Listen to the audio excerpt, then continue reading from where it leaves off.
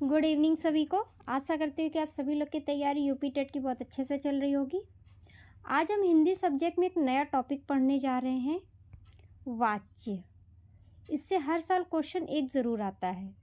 अब तक हमने हिंदी सब्जेक्ट में हिंदी वर्णमाला, स्वर व्यंजन, विराम चिन्ह तथा अल्प विराम, अर्ध विराम, पूर्ण विराम, प्रश्न, संबोधन चिन्हों का प्रयोग, संज्ञा, सर्वनाम, क्रिया विशेषण, लिंग, वचन, काल और आज हम देखने जा रहे हैं वाच्य।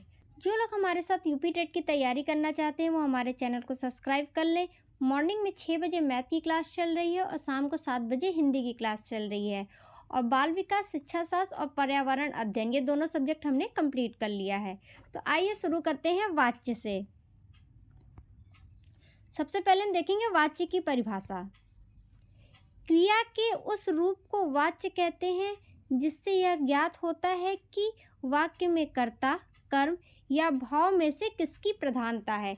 ठीक है, कहने का मतलब है कि किसी वाक्य में अगर कर्ता की प्रधानता है तो कृतवाच्य, कर्म की प्रधानता है तो कर्मवाच्य और भाव की प्रधानता है तो भाववाच्य होगा। ठीक है, आसान भाषा में समझते हैं। जिस पर जोर दिया जाए, करने वाले पे जोर दिया जा रहा है कि काम पे जोर दिया जा रहा है कि सिर्फ काम ना होने का भाव है। ठीक, करने पे तो कर्ता, काम हो रहा है तो कर्म, और अगर सिर्फ काम का भाव है, काम हो नहीं रहा है तो सिर्फ भाववाचक। ठीक, अब हम वाच्य के प्रकार से देखते हैं। अब देखेंगे कृतवाच्य, जहाँ कर्ता मुख्य होता है। उदाहरण के लिए देखते हैं, राम किताब पढ़ता है। ठीक है, यहाँ पे कर्ता की प्रधानता होती है। कर्ता हमारा क्या है? राम है, जो कार्य कर रहा है। ठीक है, तो किसी भी सेंटेंस में, किसी भी वाक्य में अगर कर्ता को मुख्य बताया गया है तो वहाँ पे हमेशा कृतवाच्य होगा। ठीक है,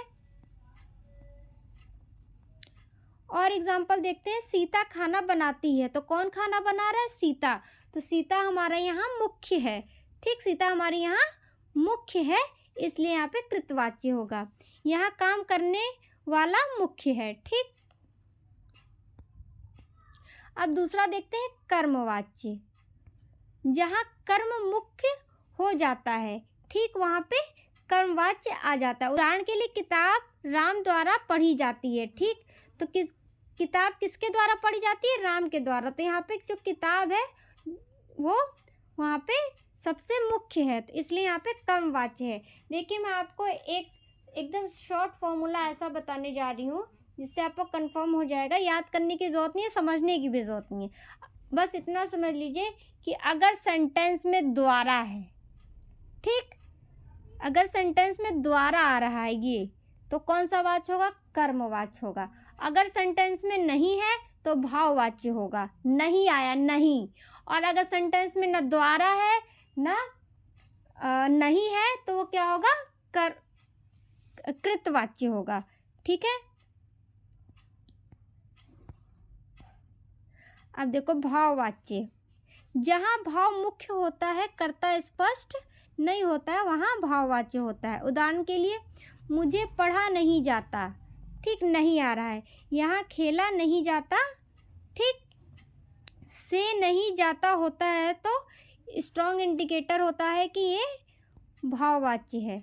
ठीक है, वाच्य पहचानने की ट्रिक देखते हैं। अगर ध्यान दो, देखो यहाँ जो लिखा है वो ठीक है। अगर द्वारा है, ठीक, तो क्या होगा? कर्मवाच्य। किसी भी सेंटेंस में अगर द्वारा आता है तो कर्मवाच्य होगा, नहीं आता है तो भाववाच्य होगा, और अगर नहीं और द्वारा नहीं है, दोनों में से कोई वर्ड नहीं है, तो वो कृतवाच्य होगा। ऐसे समझ लो।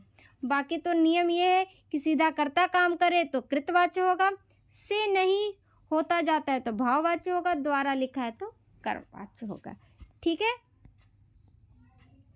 अब वाच्य में परिवर्तन कैसे करेंगे? देखो, कृतवाच्य से कर्मवाच्य में परिवर्तन कैसे करेंगे? कर्म को सब्जेक्ट बनाओ और द्वारा जोड़ के क्रिया बदलो। ठीक, जैसे हमारा कह रहा है, राम पत्र लिखता है, ये क्या है? कृतवाच्य है। ठीक है, राम पत्र लिखता है, ये क्या है? कृतवाच्य है। ठीक, और इसको हम कर्मवाच्य बनाएंगे तो पत्र राम द्वारा लिखा जाता है। ठीक, तो यहाँ द्वारा आ गया, द्वारे से बन गया, तो ये हो गया कर्मवाच्य। ठीक है, अब इसी तरह कर्मवाच्य से कृतवाच्य बनाएंगे तो सेंटेंस में देखो क्या होगा हमारा?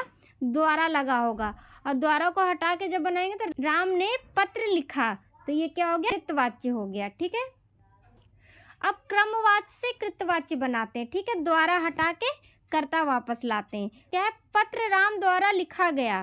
ठीक, पत्र किसके द्वारा लिखा गया, राम द्वारा, तो द्वारा आ रहा है, तो ये क्या है, कर्मवाच्य है। ठीक, अब इसको चेंज करेंगे कृतवाच्य, तो राम ने पत्र लिखा, तो ये क्या हो गया, कृतवाच्य हो गया आपका। ठीक, अब फिर से वही है, हर वाक्य का कर्मवाच्य नहीं बनता है। अकर्मक क्रिया जैसे सोना जाना कर्मवाच्य नहीं बनाता। ने का प्रयोग अक्सर कृतवाच्य में और द्वारा 100% कर्मवाच्य का संकेत है। से असमर्थता भाववाच्य में दिखाई जाती है। ठीक, भाववाच्य में अक्सर नहीं आता है। ठीक है, अब यहाँ पे हमारी थ्योरी क्लास समाप्त होती है। अब हम इसके MCQ टाइप्स क्वेश्चंस को देखेंगे जो पिछले 10 ईयर्स में यूपी टेट और सीटेट के एग्जाम में आए हुए हैं। तो आइए शुरू करते हैं क्वेश्चन नंबर 1 से। राम आम खाता है, वाच्य पहचानिए। A कृतवाच्य, B कर्मवाच्य, C भाववाच्य, D मिश्रित। सही आंसर है A कृतवाच्य। क्यों, क्योंकि राम यहाँ पे मुख्य है, राम हमारा कर्ता है। ठीक, तो यहाँ कर्ता मुख्य है, इसलिए कृतवाच्य होगा। क्वेश्चन नंबर 2 देखते हैं। पत्र राम द्वारा लिखा गया, कौन सा वाच्य है, कृतवाच्य, कर्मवाच्य, भाववाच्य, कोई नहीं। अभी मैंने आपको बताया था कि अगर सेंटेंस में द्वारा आता है तो हमेशा कर्मवाच्य होता है। क्वेश्चन नंबर 3, मुझसे दौड़ा नहीं जाता, वाच्य पहचानिए। कृतवाच्य, कर्मवाच्य, भाववाच्य, कोई नहीं। तो यहाँ पे नहीं का प्रयोग हुआ है, इसलिए हमेशा भाववाच्य होगा। क्वेश्चन नंबर 4, सीता गीत गाती है का कर्मवाच्य क्या होगा। A गीत सीता द्वारा गाया जाता है। B गीत सीता गाती है। C सीता द्वारा गीत गाती है। D गीत गाया। तो इसका सही आंसर होगा A गीत सीता द्वारा गाया जाता है। ठीक है, क्वेश्चन नंबर 5 देखते हैं। बच्चे खेल रहे हैं, वाच्य कौन सा है, कृतवाच्य, कर्मवाच्य, भाववाच्य, कोई नहीं। तो सही आंसर है A कृतवाच्य, क्योंकि बच्चे जो हैं वो मुख्य हैं। क्वेश्चन नंबर 6, खाना बनाया गया, वाच्य कौन सा है, कृतवाच्य, कर्मवाच्य, भाववाच्य, कोई नहीं। सही है कर्मवाच्य। क्वेश्चन नंबर 7 देखते हैं। वह सोता है का कर्मवाच्य क्या होगा, सोया जाता है, कोई कर्मवाच्य नहीं। वह सोया गया, सोता जाता है। तो सही आंसर होगा B कोई कर्मवाच्य नहीं होता। क्वेश्चन नंबर 8 देखते हैं। मुझसे लिखा नहीं जाता, कौन सा वाच्य है, कृतवाच्य, कर्मवाच्य, भाववाच्य, मिश्रित। तो इसका सही आंसर होगा C भाववाच्य, क्योंकि यहाँ नहीं का प्रयोग हुआ है। क्वेश्चन नंबर 9 देखते हैं। किताब पढ़ी जा रही है, कौन सा वाच्य है, कृतवाच्य, कर्मवाच्य, भाववाच्य, कोई नहीं। तो इसका सही आंसर होगा B कर्मवाच्य। ठीक, क्योंकि जो किताब है वो मुख्य है। ठीक, और ये कर्म है। ठीक, कर्म हो रहा है। ठीक, यहाँ पे कोई कर्ता नहीं है, इसलिए ये भाववाच्य, इसलिए ये कर्मवाच्य होगा। क्वेश्चन नंबर 10 देखते हैं। राम ने पत्र लिखा, कौन सा वाच्य है, कृतवाच्य, कर्मवाच्य, भाववाच्य, कोई नहीं। सही आंसर है कृतवाच्य, क्योंकि राम क्या है, कर्ता जो कि मुख्य है। यहाँ पे हमारे 10 MCQ टाइप्स क्वेश्चंस भी समाप्त होते हैं। तो अगर आपको वीडियो अच्छी लगी हो तो लाइक करिए, चैनल को सब्सक्राइब करिए, अधिक से अधिक शेयर करिए। मिलते हैं आपसे नेक्स्ट वीडियो में नेक्स्ट टॉपिक के साथ। तब तक के लिए ज्ञान सूत्र सीटेट यूपी टेट चैनल के साथ कम समय में पक्की तैयारी। Thank you.